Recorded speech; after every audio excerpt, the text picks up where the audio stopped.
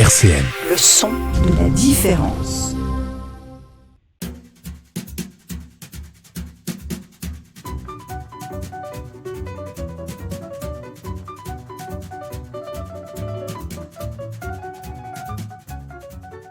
Bonjour et bienvenue dans les Masques tombent. Nous accueillons tous les jours dans cette émission des acteurs de la culture, y compris les milieux associatifs nancéens et métropolitains.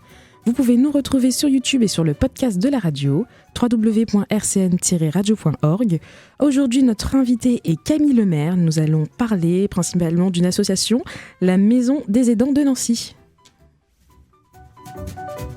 Les Masques tombent sur RCN, Clarisse Chéry. Camille Lemaire, bonjour. Bonjour. C'est un plaisir de vous recevoir à la radio. C'est pas la première fois que vous venez ici. Ça m'est arrivé, oui. Alors aujourd'hui, on va parler de la Maison des aidants de Nancy. Nous expliquer un petit peu en quoi consiste cette association. Oui, alors en fait, la Maison des aidants de Nancy, c'est un projet qui est mis en œuvre par une association qui est l'UDAF de Meurthe-et-Moselle, donc l'Union départementale des associations familiales, qui œuvre depuis 60 ans auprès de familles et de leurs proches vulnérables dans ce qui est la gestion de leurs intérêts, donc tout ce qui est la mise en place et l'accompagnement des mesures de protection juridique, la tutelle, la curatelle, d'autres mesures, avec des professionnels qui sont mandataires judiciaires à la protection des majeurs. Voilà. Et en quoi consiste l'association, enfin les personnes, acteurs qui travaillent avec la Maison des aidants? On peut trouver des éducateurs spécialisés. Comment Alors, en fait, la Maison des aidants de Nancy, donc c'est une structure qui est située à Nancy, qui propose un accueil physique et téléphonique à tout aidant, quelle que soit la situation de son proche. Donc c'est un aidant qui va aider un proche en situation de dépendance. Donc soit parce que son proche est très âgé ou en situation de handicap physique ou psychique ou malade. Un aidant, la définition, c'est œuvrer quotidiennement et de manière répétée auprès de son proche dans un bon nombre d'actions de la vie quotidienne. Voilà. Donc on accueille ces aidants donc du lundi au vendredi de 9h à midi et de 14h à 17h autour de différents services. Voilà. Souvent, ce qu'on constate chez les aidants, ça part en fait aussi d'un constat qui est national, c'est-à-dire qu'il y a de plus en plus d'aidants aujourd'hui en France. Il faut que les aidants aillent bien, d'une part pour prendre au mieux possible soin de leurs proches, et aussi parce qu'un aidant qui œuvre auprès de son proche au domicile favorise le maintien au domicile. Tous les aidés n'ont pas forcément envie d'être en structure, et quand c'est possible, ce maintien au domicile est favorisé par l'action d'un aidant. Voilà. Et c'est l'aidant du coup qui va vers les aidés. Est-ce qu'il y a des appels au niveau des familles où ils peuvent plus s'occuper de personnes, ou malheureusement où il y a eu des décès, comment Alors en fait, nous, quand les aidants nous sollicitent, c'est en général parce qu'ils ont une question, un problème spécifique, ou qu'ils sont épuisés par leur situation. Parce que donner de son temps pour son proche, c'est du temps aussi qui s'ajoute à notre propre vie quotidienne, quand on travaille, quand on a aussi des obligations et des contraintes. Et bien que ce soit pour s'occuper d'un proche, qu'on ait envie de s'occuper de ce proche-là et qu'on le fasse avec beaucoup de cœur et d'investissement, il n'empêche que ça prend du temps. Parfois, il y a des complications administratives. On ne sait pas forcément vers qui se tourner pour faire telle démarche ou pour envisager, par exemple, une entrée en établissement. Même si elle est temporaire, pour nous, avoir un petit peu de répit et pendant que notre proche est pris en charge, et que nous, on puisse aussi respirer un petit peu. Souvent, la situation de handicap engendre la nécessité, en fait, pour la personne qui est aidée, de faire gérer son administratif ou ses ressources, son patrimoine aussi, par quelqu'un d'autre. Donc, un proche peut aussi endosser le statut de tuteur de son proche, mais tout ça, c'est une démarche à faire auprès du tribunal, c'est bien fléché. Donc nous, la Maison des aidants, voilà, on a différents services qui permettent de répondre à ces demandes-là et à ces questionnements-là. Donc sur la Maison des aidants, dans un premier temps, l'aidant qui va être reçu, il va être reçu autour d'un entretien qui va être un état des lieux de sa situation. On est 8 sur le site, on est tous travailleurs sociaux et on a un juriste. Donc ce qui veut bien dire qu'on est soumis au secret professionnel, ce qu'on se dit reste entre nous. Donc on va recevoir l'aidant autour de cet entretien, on va voir un petit peu avec lui quelle est sa demande et puis décortiquer son quotidien d'aidant. Qu'est-ce que vous faites pour votre proche, combien de temps ça vous prend? Et tout de suite, ça détend un peu l'atmosphère parce que beaucoup d'aidants viennent nous voir en nous disant « je suis épuisée, c'est pas normal, je devrais pouvoir m'occuper de mon mari, de mon frère, de ma sœur et je comprends pas, j'y arrive pas. » Quand on fait ce compte-là, on voit très vite, on peut leur dire « c'est normal en fait que vous soyez fatigué et que ce soit compliqué. Vous travaillez ou en tout cas ça vous prend plusieurs heures par semaine. Savez-vous qu'il existe des solutions pour soulager ce temps-là, ce temps pris ?» Donc voilà, et puis après, en fonction de ce que l'aidant exprime, on va lui proposer un certain nombre de solutions. Donc dans la Maison des aidants, on a un service information et soutien aux tuteurs familiaux, donc qui est porté par un juriste et qui permet de répondre à toute question en lien avec l'exercice justement d'être tuteur de son proche. Donc par exemple, mon parent doit bientôt entrer en établissement. Je gère ses intérêts et il se trouve qu'il y a une maison à vendre. Comment je dois faire? Quelles sont les démarches? Ou un futur tuteur qui veut déposer un dossier au tribunal pour faire une demande de protection juridique. Mon collègue peut intervenir pour aider à monter ce dossier-là.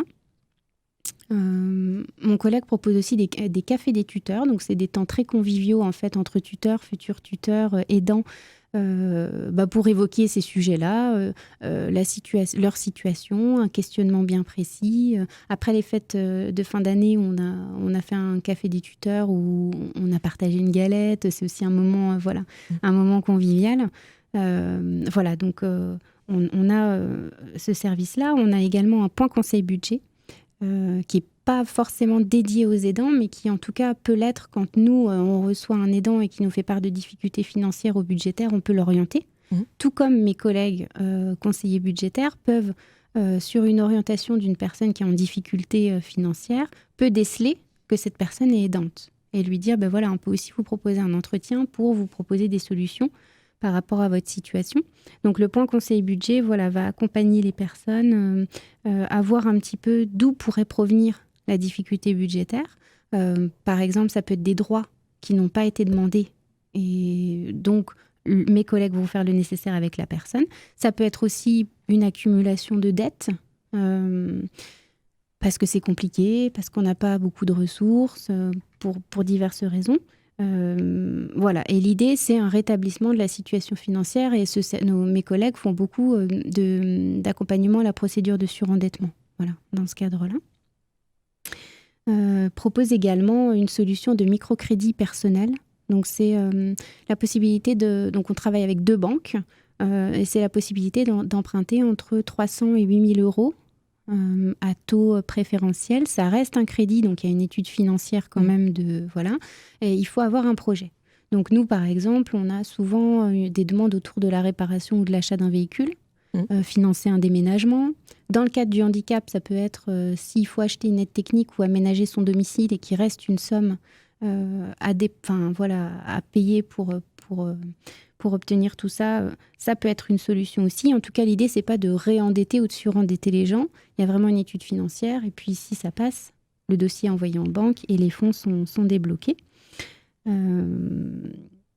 C'est un réel exercice d'accompagnement pour toutes ces thématiques. Oui. On continue à en parler juste après Charles Aznavour, Emmenez-moi.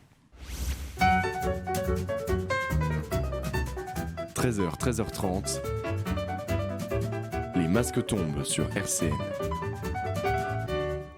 Nous sommes avec Camille Lemaire de la Maison des aidants de Nancy. On était en train d'expliquer tout le système d'accompagnement des aidants, des aidants et leurs proches Oui, c'est ça. En fait, on était sur... donc effectivement, on évoquait le point conseil budget. On a aussi sur la maison des aidants, ça peut concerner des aidants, mais on accompagne aussi des salariés en difficulté au niveau de leur logement, au niveau de l'accès ou du maintien dans le logement. Et c'est un travail qu'on fait avec Action Logement. Voilà, donc Action Logement qui est en fait le 1% logement. Donc c'est pour toutes les entreprises qui ont plus de 10 salariés et qui cotisent à Action Logement. Elle propose un service d'accompagnement en fait des salariés en difficulté sur des plans financiers, budgétaires, logement. Et donc nous, Action Logement, nous oriente en fait des salariés qui ont besoin d'être accompagnés pour améliorer leur situation. Voilà, on a également un service parrainage-marrainage sur la maison des aidants, donc qui consiste, donc c'est en lien avec le conseil départemental pour des enfants qui sont repérés par le conseil départemental mais qui ne sont pas placés, mais pour lesquels il y a des difficultés relationnelles dans la famille ou des tensions et un besoin d'introduire un tiers, en fait, un étayage pour l'enfant en accord avec ses parents. Et donc ma collègue met en lien des parrains bénévoles qui sont OK pour accueillir un enfant ou une fratrie sur un temps bien défini pour leur apporter quelque chose et qu'il y ait un partage et un échange, en fait. Voilà. Et puis autour de, on va dire, de ces services de l'UDAF, de la Maison des Aidants, on a la chance de travailler avec des partenaires qui viennent aussi faire des permanences sur la Maison des Aidants de Nancy. On a Envie Autonomie, qui est une association qui est la branche handicap de Envie, qui recycle et remet sur le marché des appareils électroménagers.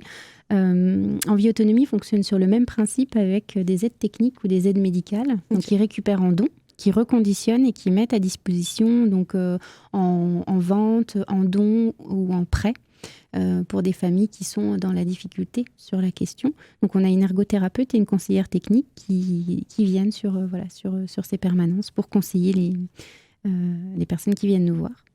On a également France Alzheimer 54 qui va débuter à partir de février des permanences, donc pour les personnes qui ont un proche touché par la maladie d'Alzheimer ou maladie apparentée.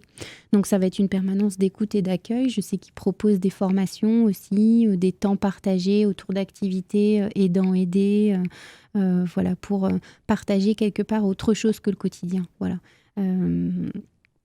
Et puis, nous avons sur site le centre de prévention Agir Carco, qui est donc Agir Carco, le groupement des caisses de retraite complémentaires du privé, qui propose. Donc, on a une psychologue du centre de prévention qui fait des entretiens de soutien psychologique tous les mercredis et un médecin qui va également la rejoindre pour des bilans de santé à destination des aidants de plus de 50 ans ayant travaillé dans leur carrière professionnelle dans le privé.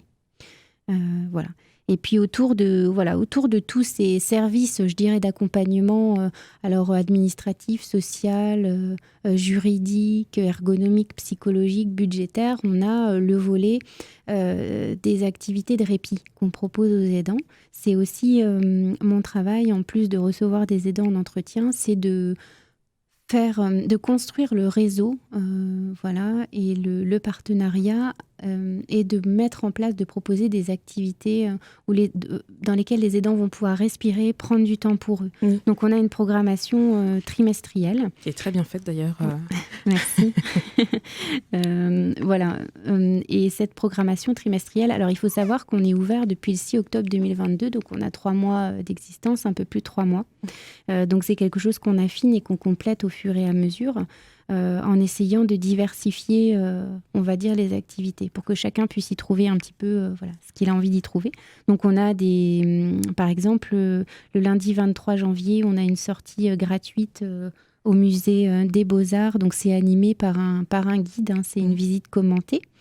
Le mercredi 25 janvier, on a une séance d'initiation à la sophrologie avec un professionnel. Alors, globalement, toutes nos activités ou nos conférences sont gratuites. Il y a parfois des participations. Donc là, sur la sophrologie, il y a 12 € de participation par personne et par séance. Le reste est pris en charge par la Maison des Aidants. Hein. Voilà, le coût reste minime. On a également, le jeudi 26 janvier à 16h30, on a une conférence sur comment faire des économies d'énergie au quotidien. Donc, c'est le Point Conseil Budget qui a proposé cette conférence et qui fait venir Engie pour parler justement des économies d'énergie. Voilà, donc l'idée, c'est que chaque aidant vienne y trouver ce qu'il a envie d'y trouver. Quand on franchit la maison des aidants, on ne va pas tout de suite être mis en lien avec un travailleur social qui va vous poser plein de questions sur votre situation. Si on a envie de venir pour profiter d'une activité en groupe, de façon conviviale, il n'y a pas de souci. Tout comme si on veut solliciter un rendez-vous et pas faire d'activité, il n'y a pas de problème. Voilà. C'est à la carte. Un accompagnement sur la libre adhésion et au rythme des personnes, effectivement. Et elles peuvent venir faire des allers-retours régulièrement sur nos différentes propositions. Il y a des aidants qu'on voit qu'une fois parce qu'ils sont très autonomes. On leur a donné l'info, ils se débrouillent. Puis des aidants plus fragiles qui ont besoin d'être accompagnés, d'être soutenus. Et à ce compte-là, on prend le temps voilà. Avec eux. On continue d'en parler juste après un groupe nancéen, Baleine, You Don't Listen to Me. RCN, les masques tombent, Clarisse Chéry. Nous sommes avec Camille Lemaire de la Maison des Aidants de Nancy. Hors antenne, on était en train de parler de votre rapport au niveau associatif et social aussi. Comment ça se fait ? Alors, comment ça se fait ? Je ne sais pas. Ça remonte. Je sais que beaucoup plus jeune, très petite, je voulais être psychologue. Donc, j'ai commencé ma fac de psycho et puis j'étais encore très jeune. J'étais pas bonne en maths et j'ai vite décroché. Et puis, j'ai un petit peu travaillé voilà, dans la restauration. J'ai fait beaucoup de choses. Et puis à un moment donné, voilà, le sens s'est fait d'aider l'autre, quoi, l'engagement. Je sais pas, on vit tous entre individus. On a toujours des interactions avec l'autre. Et voilà, après, expliquer en soi, c'est compliqué. Mais en tout cas, effectivement, je me suis vite orientée sur une formation du social. Moi, j'ai un BTS en économie sociale et familiale. Voilà, et puis effectivement, le milieu associatif, c'est un engagement, quoi. On porte la voix des familles ou des personnes qu'on accompagne. Et, en tout cas, pour mon cas, je le fais parce que j'ai des convictions et parce que c'est important pour moi que les choses bougent pour les autres et que je reste convaincue que... mais c'est valable pour des personnes fragiles comme pour des personnes qui ne le sont pas, mais une rencontre dans la vie, ça peut changer beaucoup de choses en fait, hein. Aussi bien pour les personnes qu'on accompagne que inversement. Il y a des gens dans mon parcours professionnel qui m'ont marqué et enfin voilà. Et que vous avez marqué aussi. Peut-être, sûrement. En tout cas, voilà, je trouve que c'est très riche et je me voyais pas dans autre chose que dans la relation humaine, quoi. Voilà, je crois que. Vous étiez dans la réinsertion aussi. Oui. Vous avez un peu touché tout le domaine social. C'est ça. Oui, alors là aujourd'hui, je suis plutôt dans le milieu du handicap, mais auparavant, j'ai beaucoup travaillé avec des publics très marginalisés, des personnes sans domicile fixe, avec des problématiques, voilà, qu'on peut envisager dans ces cas-là. Et je trouve aussi que c'est une école de la vie au sens où on ne peut pas obliger les gens à vouloir faire comme on voudrait et que ce qu'on pense être le mieux pour eux, ça reste ce qu'on pense. Et c'est ça qui est aussi intéressant dans la relation d'accompagnement, c'est de respecter aussi le choix de l'autre et que le fait que son mode de vie n'est pas le nôtre et vice-versa, mais que pour autant... il peut aussi à un moment donné évoluer faire des petits pas, voilà. Et voilà. Et ça fonctionne. Toute cette formation fonctionne aussi avec ce que vous faites en ce moment, en fait, avec toutes les rencontres que vous avez eues. Là, vous arrivez là dans la maison des aidants et vous avez un gros bagage. Du coup. J'ai un gros sac. Oui, quelque part, oui. Après, c'est vrai que c'est aussi intéressant dans un parcours professionnel d'aborder différents publics. Moi, je travaille dans le domaine depuis 15 ans et c'était bien de commencer par des publics très fragiles. Aujourd'hui, j'aspirais peut-être plus à être dans une relation d'accompagnement moins violente, même si des fois c'est compliqué, hein. On a des situations qui ne sont pas faciles. Mais en tout cas, voilà, c'est ce que je disais. C'est vraiment une école de la vie parce que finalement, tous les publics que j'ai rencontrés, de manière globale, on a quand même toujours réussi à trouver ensemble une solution. Et voilà. Ces rencontres aussi, est-ce qu'on peut dire qu'elles vous changent ? Bien sûr. Bien sûr, elles changent dans la mesure où on est... comment dire ? On doit constamment en fait s'adapter à l'autre et se remettre en question dans la relation d'accompagnement. Et on se rend compte que ce qu'on conseille si bien aux autres toute la journée, on est bien en peine des fois de se l'appliquer à soi-même. Et ça aussi, c'est important, la remise en question un peu permanente. Voilà. Et puis il y a des fois aussi où moi j'ai pensé que à tort que telle personne n'était pas en mesure d'eux, alors qu'en fait c'était totalement épatant et que les gens ont des ressources en fait en eux qu'ils soupçonnent pas. Et donc si c'est possible chez des gens qu'on accompagne, c'est aussi possible chez soi-même ou chez ses proches. Et voilà. Et donc moi j'ai un naturel assez optimiste et assez assez fonceur, donc globalement voilà, c'est super chouette de voir les choses évoluer favorablement. Après, bon, des fois, malheureusement, ça ne se produit pas. Et puis, il y a des choses très dures. Mais ça change aussi pour ça. Ouais. On reste dans le positif. Et, on vous retrouve sur tous les réseaux. Tout à fait. Sur tous les réseaux sociaux. On peut aussi donner l'adresse de votre centre.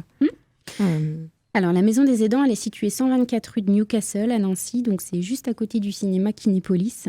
La ligne 13 de bus vous arrête à cinéma et vous êtes tout près de la Maison des Aidants.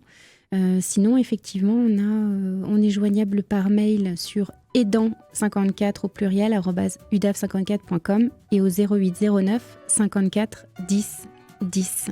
Les réseaux sociaux, c'est Facebook, la Maison des Aidants de Nancy. Et on a aussi un LinkedIn, la Maison des Aidants de Nancy. C'est un plaisir de vous recevoir dans nos locaux.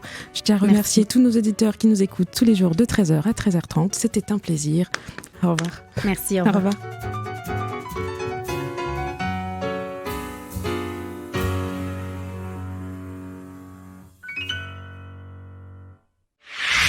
RCN, www.rcn-radio.org